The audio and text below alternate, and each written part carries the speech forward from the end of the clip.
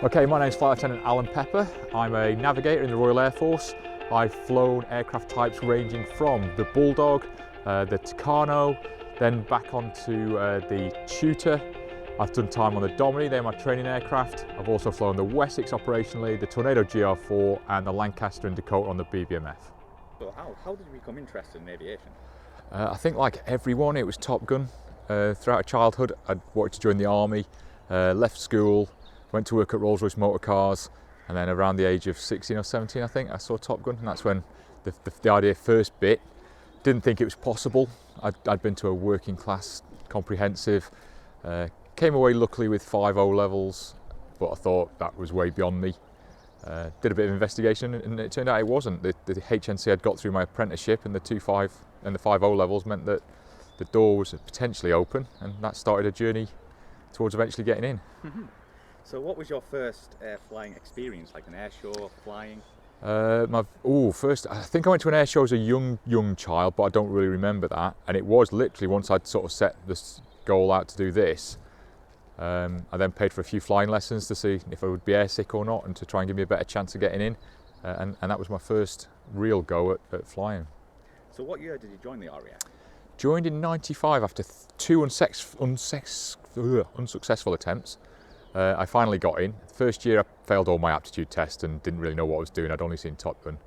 The second time I got offered NCO aircrew or air traffic control, but I just wanted to fly. And third time, having failed pilot aptitude again, I got a slot as a navigator. So was the application process hard to join? Not really. You fill in a few forms, you go to your local careers office, they assess whether you're in the bracket, whether you meet all the minimum requirements. And then the selection is 4 days. Biggin Hill was my first time, and then Cranwell the second time and third time. So after you got through and everything, when did your training start and what was the process? I got to IOT, Initial Officer Training, in '95, August of '95. That was about a 18-week course that all officers do, regardless of branch, that they go on after that. And then I started my flying training. So initially Bulldogs at RAF Cranwell, then up to Linton-on-Ouse to fly the Tucano. From there, I got streamed rotary, so back to Cranwell for four or five trips on the Bulldog for the lead-in, and then over to RAF Shawbury, before finally ending up over in Northern Ireland. So can you go back to the basic training? What was the Bulldog and like to fly? I'd know no different, so for me it's quite good. It's a bit unnerving when the pilot and the teachers sat right next to you, but quite reassuring as well. So you're able to communicate like you do in a car, really. So you sit side by side.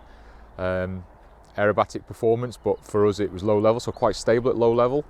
And as brand new, I was coping with being in the air for the first time and all the brand new techniques I was learning. But yeah, nice aeroplane. Enjoyed the time on the Bulldog. So how many times a week did you fly? Yeah, you'd fly on average about 3 times a week. A day on, day prepping, and then day flying. But sometimes it'd be every day, depending on the weather. So after training, what happened after this? So I then went over to RAF Shawbury and did 9 months over at RAF Shawbury, flying the Squirrel and the Griffin. And I got streamed to go to the Wessex in Northern Ireland. So I went over to Northern Ireland, did the OCU for the Wessex in Northern Ireland, which is a bit bizarre because you're actually in an operational theatre learning to fly the aircraft. And after about 6 months over there, you get combat ready, and then you're on task in Aldergrove. So what was the Wessex like to fly? What was the training like? Very similar. So the stepped approach to training all the way along means you don't really notice a lot of marked increase. It's quite gradual, and then next minute you find yourself with your mate who's 24, who's done the same training as you, down in South Armagh, looking at each other both thinking, what am I doing? But you get through, and the training gets you through. We went over to Scotland for a few weeks on the OCU, just so we weren't in Northern Ireland, to actually learn to handle the aircraft. And then it was just a case of learning to operate it as a team. So you said you went over there and operated in Northern Ireland. Do you have any stories over there? I'm sure you do. There's plenty. I saw Neil Farrell's interview that he did with you, and he declined to answer. He always tells one about how I nearly ran him out of fuel, but being a navigator, my version of that is that I calculated the fuel absolutely accurately, unlike pilots who were a bit grab a handful. He says I nearly ran him out of fuel. I say I calculated it to the kilogram. So what was your actual role in the Wessex? I was what you'd probably call mission commander, and basically we'd have 20 or 30 jobs a day that we get given by the army of flying troops and equipment, everything moved by air in South Armagh. So we'd do that, and my job would be to try and make it the quickest and most expeditious way. Also, we had the search and rescue commitment over in Northern Ireland, and in that I'd be on the radios organising the search while the pilot was doing the actual flying. So what squadrons were you based with? 72 was my only squadron in Northern Ireland, so 72 squadrons, a bit weird out there. In fact, they flew two types. A flight were Wessex and B flight were Pumas. So not only did we have inter-squadron rivalry with 230 Squadron that were out there, we also had inter-flight rivalry between the Wessex and the Puma. So how long were you on the Wessex for? I did 3 years on the Wessex. I'd not had the smoothest ride through flying training, so I ended up going rotary.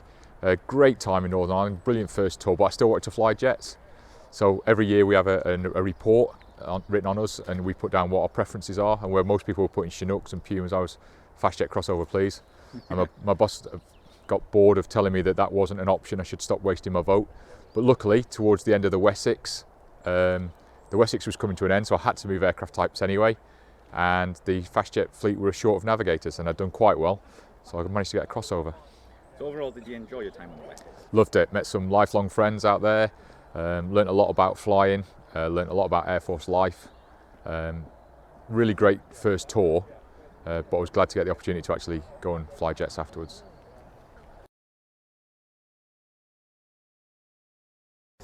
So I managed to get my fast jet crossover, which I was chuffed about, and bizarrely a couple of my really good friends on the helicopter force had also got it.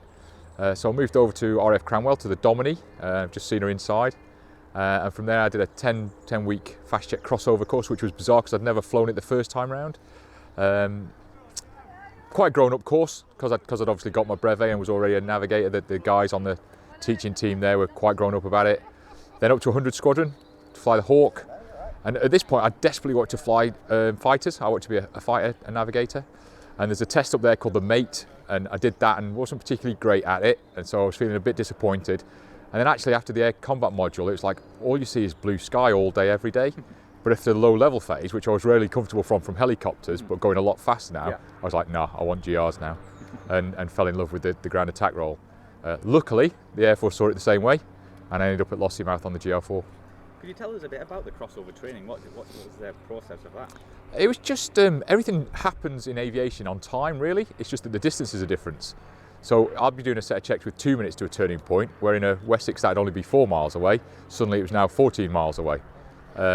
So actually, if you think about it like that, there's not a lot of difference. That came to fruition when I was on the Lancaster, and I'd be asking the pilot if we should do our pre-recovery checks for landing at the airfield, and he'd say, in about 20 minutes, yes, because we're miles away.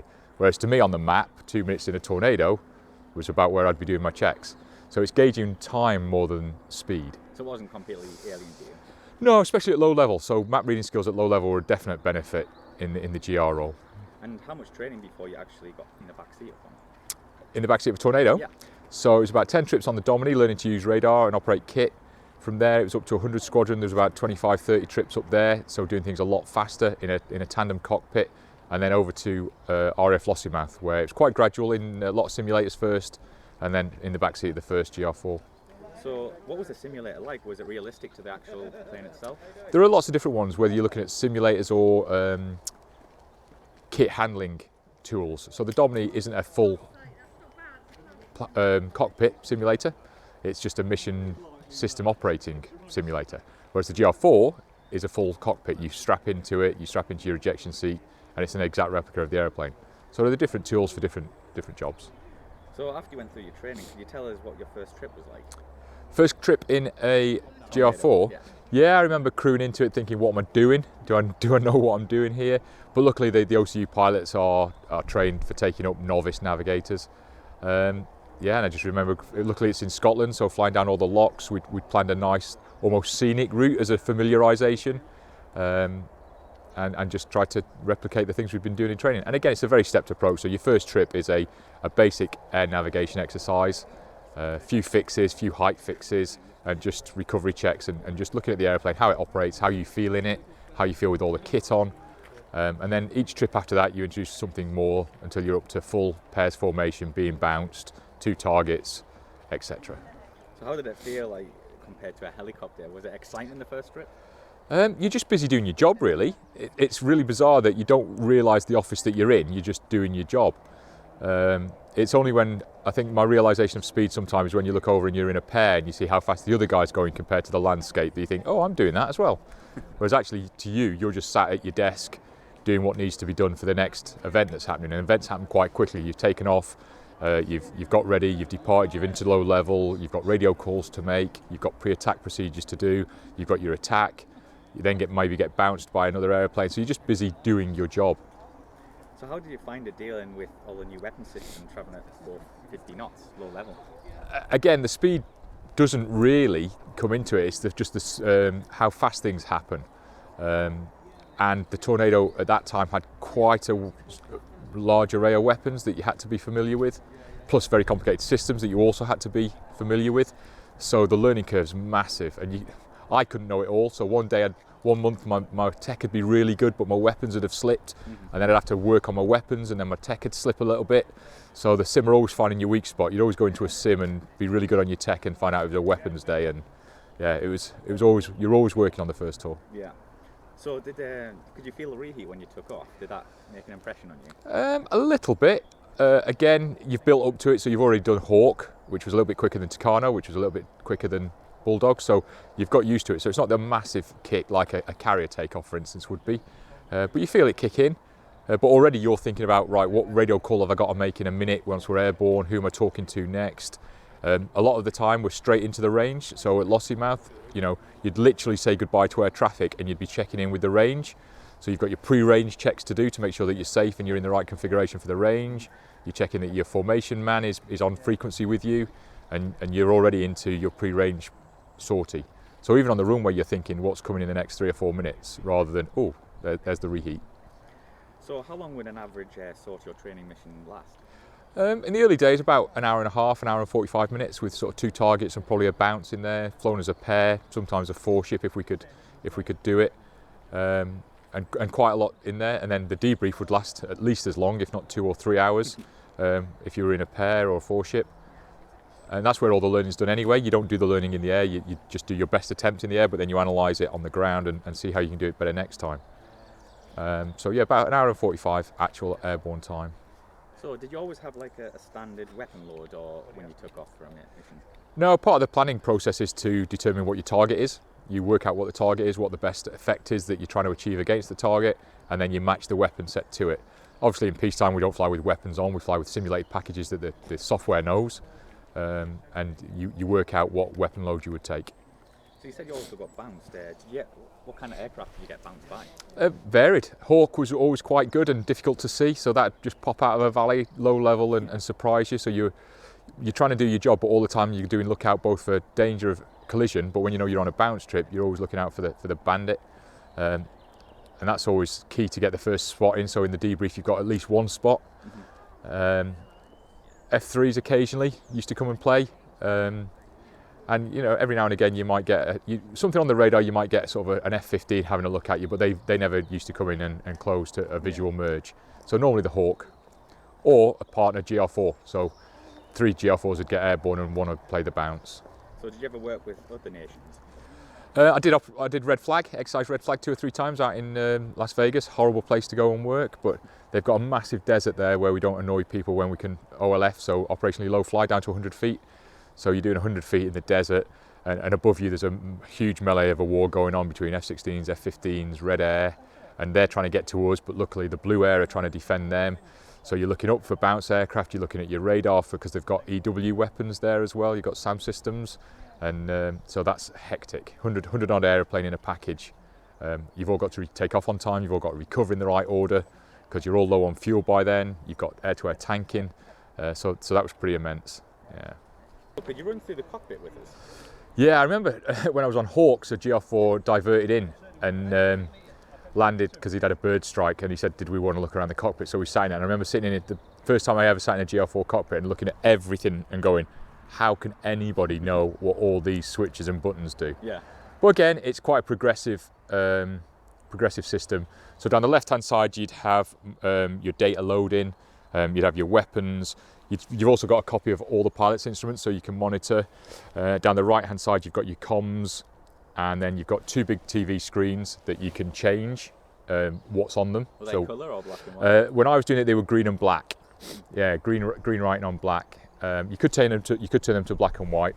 And then in the middle, when I first started on the GR4, it had the old GR1 moving map display. Oh yeah. So that had a film map being projected onto a screen. By the time I left, it was bigger. It was a big, almost like an iPad, Okay. with a moving map, and all digital.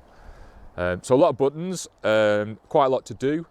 I had my roles and responsibilities really with the EW, the radio call. So the pilot does all the talking to air traffic while we're at home base, and I do it once we're out of the mats. And I also do all the talking to the ground controllers. So when you in charge of the weapon system, do you actually get the trigger? No, well, there is switches in the back, Yeah. but the pilot generally pulls the trigger or presses the button. In the back, I select the weapons. We also do back to front checks to make sure that everything's right. The huge benefit of a two-seat cockpit is that you've got someone to double check your work. So he'll check what weapons package I've got selected is correct. And for instance, on the finals turn, I'll double check that we've got 3 wheels down and flaps down. So it's a good concept for when the workload's high. So are you busy basically from takeoff to landing? Are you constantly busy? Depends on the sortie. So in a 1 hour 45 home base sortie, yes, you're kind of pretty busy. Because if you're not, you should be thinking about what's coming, even if it's 2 or 3 minutes to the next event, which might be a target run. You should be thinking about, right, what have I got, what's coming next. On a longer sortie, so if we're doing something like Iraq, then you'd have an hour's transit from where we're based in Doha into theatre, and at the end of the sortie, an hour's transit back. Can't switch off, but you're not busy. So did you have any involvement in the air-to-air refuelling? Yeah, I've refueled quite a few times with, because you have to, if you're airborne for 5, 6, 7 hours. Yeah. By the time you've taken off heavy with weapons, then you need to refuel quite quickly. They're always emotional. A lot of pilots are really good at it. Every now and again, weather conditions, and it's usually when you're really low on fuel that you start struggling to get in and the pressure kicks in. But I've never failed to do it, and I say me, but it's always the pilot. Mm-hmm. We're giving them a talk on from the back and then generally laughing at them if they miss. So does your job involve any navigation at all? Early days it did. In the very early days, it was very map and stopwatch intensive. You were doing things on time and speeds, which is pure navigation. Towards the end, not so much, because the GPS systems kicked in, and navigation was kind of taken care of, and the pilot, as long as he had the route plotted, had a moving map display in the front, and he could navigate pretty simply on his own. So we became more of a systems operator then, hence the name actually changed. So I've got an N brevet, but later on that became a WISO brevet, because they became systems operators rather than navigators. So would you say your cockpit was well set out for your role? Yeah, but then I didn't know anything better, so Yeah. I just became familiar with it and I knew where everything was. So yeah, everything was in logical places for me. So could you tell us some statistics about the GR4? Oh, you're racking my brain now for going back in history, but we'd fly around at around 420 knots day to day, increasing the speed on attack runs, up to about 600 knots on occasion. In red flag, we'd be sort of really flying through the SAM sites at 600 knots, 100 feet. Cruising altitudes, we wouldn't go very high at all. We're a low level platform. Height would depend on the threat, so somewhere like Iraq and Libya, we'd just fly at height suitable to be above whatever the threat was. Yeah. Is it true the supersonic capability is being taken away from the GR4? I don't know at the moment. The supersonic capability is there if it's clean, so with no stores on, with no fuel tanks on, it is a supersonic capable jet. And, if you needed it.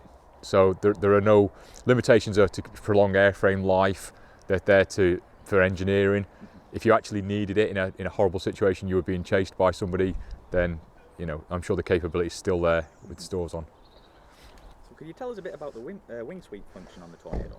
Yeah, so the purpose of wing sweep, like the aircraft behind us, is that when you're at low speed, you can move them forward and get a lot of lift. So when you're trying to land, for instance, you don't want to be going very fast. But when you want to go very fast, you want little drag, so you sweep them back. Modern aircraft don't need that, but in the 70s and 60s and 70s when the GR was first thought of, they did. Very much like the Tomcat, the F-14 Tomcat. So yeah, you'd have them fully forward at 45 degrees, and that way you got a lot of lift for low speeds for takeoff and landing. Flaps obviously down, slats down, generating maximum lift. If you were running away from anyone, if you were running away from a bad guy, someone, then you'd sweep the wings right back, clean everything up and park the throttles forward. So typical day, turn up for Met Brief, depending on if you're on the first wave or not. So that could be anything from 6 to about 8, depending on what wave in the day. You'd get the weather for the day. Somebody would get told to do an emergency of the day. So every day you'd have an emergency of the day where you'd have to run through the immediate actions, talk through what the subsequent actions would be of it.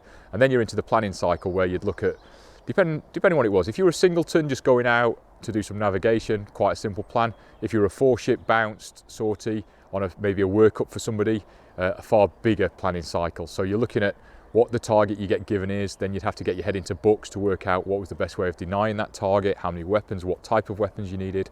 At the same time, people are planning target runs, the navigators are planning the routes, they're trying to build in some places for cut short so that they can cut short if they get bounced.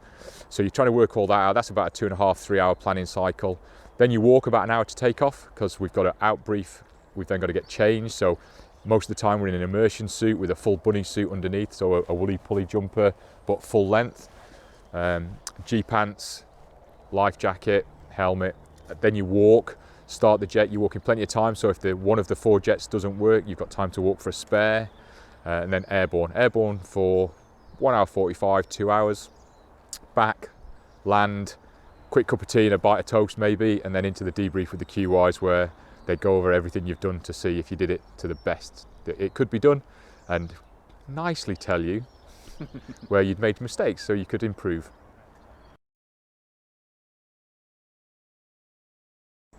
Have you been on operations with the Tornado?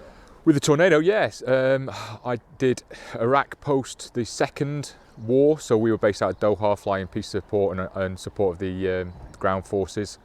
I've been to Afghanistan 2 times, and I also flew on Op Elmi over Libya. What was that like? The Libya one? It's a surreal because we were based in southern Italy.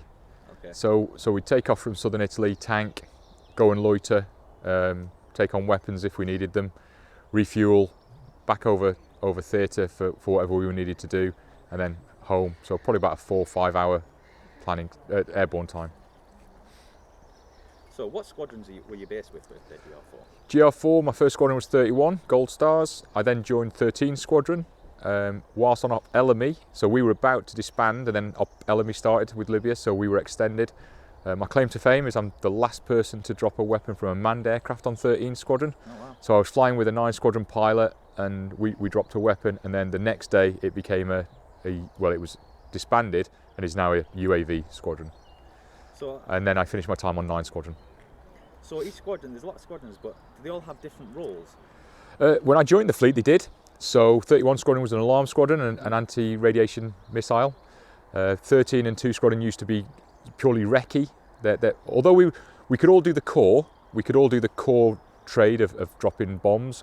They were squadrons that had specialist roles. Towards the end of the fleet now, so they're down to 3 squadrons now. When I was on the fleet, 4 or 5, we all did everything, and we were mostly close air support platforms by that time. Do you have a favourite squadron though? Oh, of all my flying, or just on the GR? GR, the Gold Star badge is quite good. Yeah. The 31 Squadron Gold Star badge is pretty good, and it was my first GR squadron, so I'll always have a soft spot for that. And 9 Squadron had the heritage as well. It had been a Lancaster squadron, so at the time I was flying on 9 Squadron, I was also flying the Lancaster on BBMF, so it was nice to have that historical connection. So 9 Squadron was good as well. Do you have any memorable stories in the GR? Well, they all meld into one, really. Obviously, Red Flag's got some good stories. First operational drop is quite an event that sticks in the mind. I remember one sort of low level in Vegas, which was quite enjoyable. But they all meld into one. I haven't got one particular. You always remember the emergencies as well. I remember tightening my leg straps once because I thought we were ejecting, but oh dear. turned out all right in the end. Yeah. So, how did the Brits compare to the USA? Because you're talking about Red Flag there. I think we do a lot more with a lot less. So our platforms aren't technologically as good. So the GR probably isn't as good as the F-15 Strike Eagle. Yeah. But the performances we put in and the results we get are up there with anybody in the world. So we definitely maximise through training and selection the performance we can get. I guess we're like the Leicester City of flying with limited resources but excellent training and attitude. We're as good as anyone. So how long did you stay on the GR? I did my first tour on 31 for 3 years. Then I went to the Domini as an instructor, teaching other fast jet navigators, and then went back and I was on the GR for about another 3.5 years there, where 2 years with 13 and then about 1.5 years with 9 Squadron. So could you go into a bit about the Domini training? Like, what was that like? So the Domini, I did the 10 trips on the crossover, which is all I'd really done, and then I went back as a fast jet low-level instructor. And that's really good. I think of all the things I've done, instructing is the thing that's I felt most comfortable doing. Yeah. I was a good GR4 navigator, but I was never going to be a great GR4 navigator. I was never going to be a QI, but I was a pretty good instructor, I think, because it was really good seeing guys that were coming in. I remember being like them, didn't really know what they were doing, and within 4 or 5 months they were leaving us to go and fly Hawks, and actually you thought, yeah, I'll be seeing these guys in a few years. And sure enough, I went back to 9 and 13. Some of them were already on Squadron. There are guys out there now that I taught that are Squadron leader QIs, and it's great to see them progressing. So overall, did you enjoy your time on it? Yeah, great aeroplane. Proud. Well, it's not so much proud. It was just good fun. The team doing the teaching were good. They were all into it for the right reasons. You saw people that were fresh-faced and enthusiastic, and that rubs off on you. And you get to tell a few of your war stories, and they love that. And you have an effect. So it was good, and it was a good working environment. No time away. So it was almost like a rest between the 2 fast jet tours.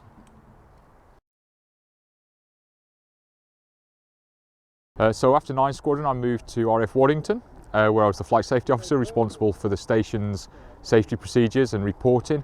It wasn't really for me. It was sat at a desk. Didn't really want to do that. Wanted to do something a bit more engaging, and so I moved to RAF College Cranwell, which is the home of initial officer training, where all officers do their training before they go on to be whatever specialisation they're going to be. Initially, I was a flight commander responsible for 30 cadets, and now I'm a senior leadership instructor, teaching the leadership aspects of the course to the young officers. Do you enjoy that? Love it. Again, it's a bit like training on the Domini. Lots of fresh-faced people every 8 weeks, really keen to start their RAF careers, and it's amazing what some of the things that they come out with. Really clever people, and it's fun and engaging. Yeah. BBMF. Well, I'd always wanted it. It was on my tick list. I mean, I've been really lucky. I think as a navigator, I've flown everything I've wanted to fly now. Yeah. So I really wanted to fly on the BBMF. So during my time on Domini, I applied the first time, wasn't successful that first time. And then the second time, I did a lot of research, went over, did the interview, and luckily, I got a place on the team. Amazing experience overall. I remember my very first flight though, so I went for my first flight in the Lancaster, and I was in the nose turret.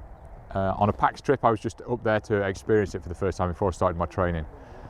And I remember as we powered up, there was no sense of speed as we started down the runway, and I thought to myself for a brief second, have I done the wrong thing here? Have I signed up for sort of something that I'm not going to enjoy? You know, giving up my weekends and I'm not going to enjoy it.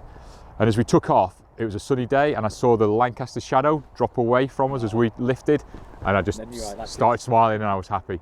I had 2.5, 3 years on the flight.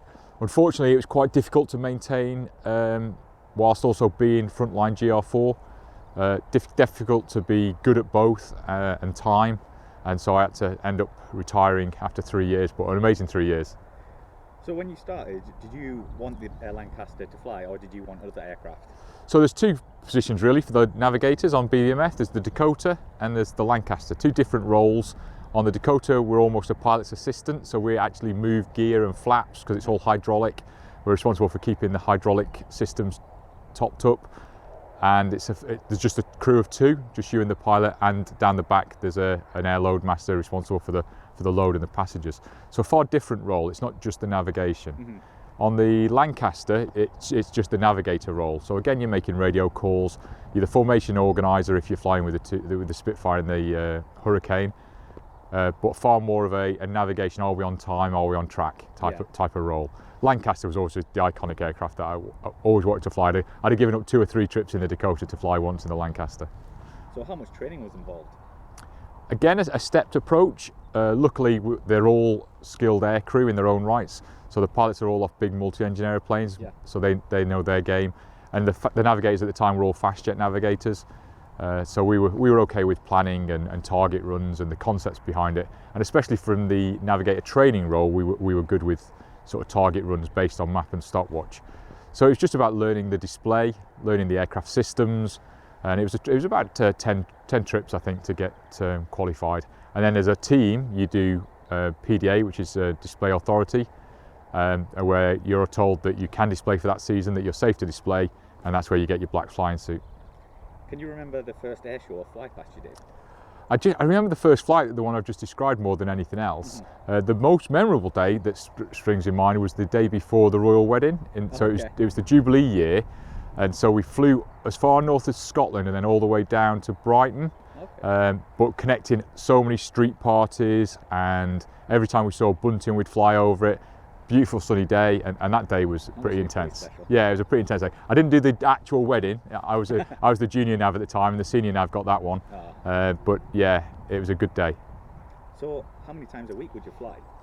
On the Lancaster, you'd maybe only fly once every 2 weeks. So maybe once in the Lancaster and then once in the Dakota over the show season.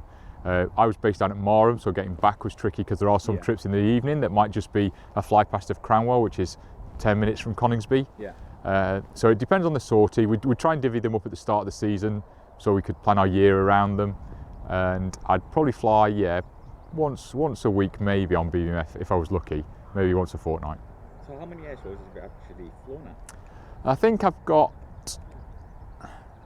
probably about 40 in the logbook. Yeah. That's not bad. Yeah, because you do a lot of events in a day, so they're not all full displays. Some of them would just be fly pasts. The difference is a fly past would just be a couple of passes over something like a street carnival, whereas a full display is gear up, gear down, joining with the Spitfires and the Hurricanes. So on a given day, you might do 7 or 8 events, culminating in a time on target at a specific air show. But on the way, you do lots of other events as well. Did you ever get to land and meet the public? Yeah, lots of places. Yeah, that's a good part of it. And also, when you land at Coningsby, there's quite a few people waiting for you when you get back. So we'd get out and go and engage with the guys there and give away a few of the maps to the young children. Yeah. So, what year did you actually start flying? Oh, you've got me now. Probably it would have been 12 I flew, so probably end of 11 season I got told I was joining. And how many crew were there on the BBMF? So you'd got 2 pilots, you'd got myself navigating, you'd got an engineer taking care of all the engines, obviously 4 big Merlin engines, old-fashioned, and then you'd also have, we'd take a few people, so it's a crew of 4, core crew of 4 that you had to fly with, and then there are obviously various other seats around the aeroplane where you could take engineers, or on the odd occasion, VIPs on trips. We'd cruise around 250 feet, sort of 250 to 500 feet, normal low level. It's safer down there because general aviation's usually up at 2,000. It depends where you are. You obviously don't fly that over towns, but whilst you're in the clear open countryside, you can fly at normal low level heights. So must have had restrictions in terms of how much you could push it and fast you could. Yeah, we gently, which is looked after. You know, gently. We don't impose any G on her. You're not operating anywhere near the limits of its capability. 100 odd hours a year total airborne, so it's really wrapped in cotton wool. Yeah, she's a crown jewel of the nation, so we're privileged to fly it. So did you enjoy your time on the BBMF? Loved it. Wished I could have gone on a bit longer, but it just wasn't practical for me at the time. It gives you a sense of being at the time a modern bomber pilot, navigator. You better cut that one out. Being a modern bomber navigator at the time and also being on 9 Squadron, it also gave you a sense of history and what guys had done before you. And at the time I was in my 30s, but realising that navigators would have been 19 and 20, the sort of age of the guys I was then training, it is a remarkable thing to think what they did in those aircraft. So are you involved with them at all, even though you're not part of them still? Not really. I'm still on speaking terms with a lot of the crew, and I pop over every now and again with a friend or two to show them around. I'm trying to keep my face known around the place. You never know what the future holds, and it'd be great one day if I could maybe go back, but you kind of got to share that sort of privilege around. It's not fair for the same people to do it for too long, because every navigator out there would love the chance to work on it.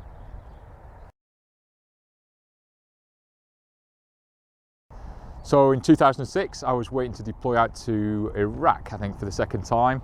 I was watching TV and I felt a lump on my right testicle. Luckily I'd got good awareness and got myself straight to the SMO.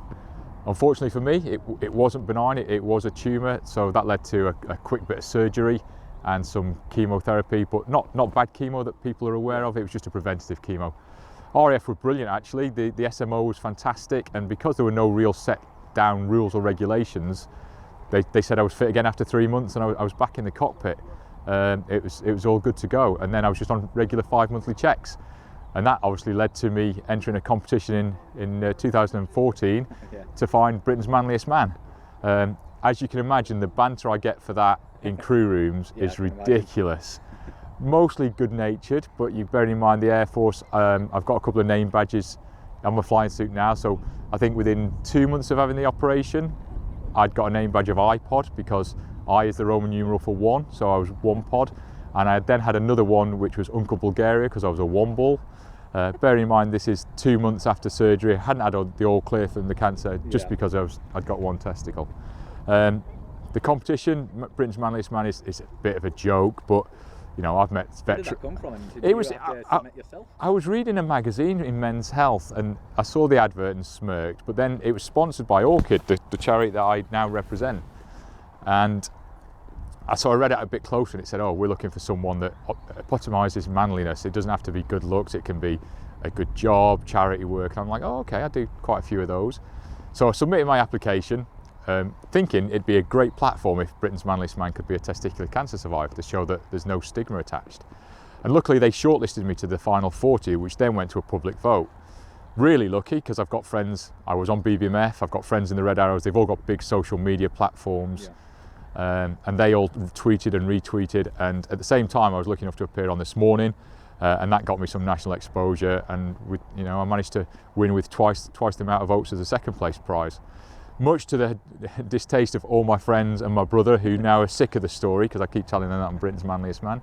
You carry a magazine around? Yeah, I carry a magazine around, tell people, so that's pretty funny. But I think the thing that summed up the RAF and the Americans for me, we were on red flag and we were planning, and this guy was calling me iPod because I was wearing an iPod name badge, and I wasn't really responding because my nickname's Peps, and eventually said, hey, how did you get your nickname iPod? So I turned to my pilot Chris, who'd done the name badge, said, why don't you tell him? He said, oh, he had cancer, he's only got one testicle now. And this American was mortified. He was like, he couldn't believe that we were making jokes out of a serious subject. And he turned around and said, what? You make jokes about this thing? At which point my pilot just looked up from his plane and went, sorry mate, didn't you hear me? He's only got one bollock. Brilliant. Yeah. So that was that. So yeah, it's good. And generally the Air Force have been really supportive. They let me go out and do school visits when they can spare me at work, but if we can arrange it, they're quite supportive of me doing awareness work and using the platform. Do you think men still have that stigma attached to checking or talking about it? I think it's getting better. I mean, I'd seen the Lance Armstrong story, so I was aware of it. Unfortunately, he's now not the great hero that everyone used to think he was, but I'm torn on that one, because to me he is, because he probably saved my life. So if you cheat in a bike race, don't really care. Yeah. Everyone else was cheating. So I think they're getting better. I talk to all the cadets, so in the last week at the course I give all my cadets a talk in the hope that they'll go out and talk to the people that they're going to be in charge of, and slowly but surely we'll reduce the stigma. And it's 98% curable, so if caught early it's fine. It's not like the horrible cancers. Yeah. So could you tell us about some of the charities or projects you're involved with? Yeah, anything to do with awareness. I tried to stay away from raising money, because people are a bit charity strapped at the moment, and everyone's after your money, so I tried to do awareness. So Orchid are the male cancer charity that I worked with through the magazine. I worked with another great one, male cancer awareness charity, so they have naked style cycling suits. So I did the London 100 mile last year in a naked cycling suit. They've also got a giant hot air balloon in the shape of testicles. I've seen that, yeah. So I mean, if you want to interview with them guys, I'm sure we can tee you up. That'd be a great interview. But a great awareness tool, just bring a bit of humour into it and get guys talking any way they can.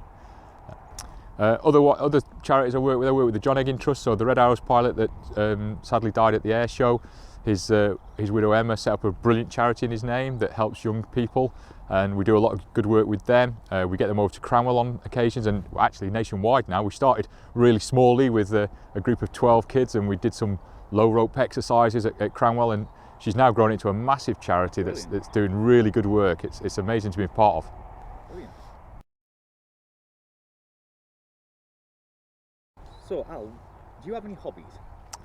Hobbies, time for hobbies. Not really. I think my martial arts is the main one. I get to the gym most days, try and keep fit. I'm desperately trying to learn Japanese. I had a go at trying to learn the piano, but there's never enough hours in the day to do the hours practice that you need to do on these things. Do you ever get to air shows? I don't really. I guess it's a bit busman holiday. Having done them for 3 years with BBMF, I've seen a lot of the good displays, and I quite like a Saturday off if I get a Saturday off these days. So I'll probably go back to them. It's something I'll probably revisit later on once I've left, and go back and see what people are doing with the JSFs and the Typhoons of this world. Yeah. Favourite tipple? Favourite to tipple? I like a glass of red wine with food, and probably an old-fashioned. Oh, me too. Yeah. Favourite aircraft? Favourite aircraft ever? Ever. Ooh. That's like probably trying to say which is your favourite child for people with kids. I mean, the Wessex is my first love because she was the first one I flew, but then the Tornado I went and flew and did operations on and had an amazing time, and then there's only one Lancaster flying in this country, 2 worldwide. Yeah.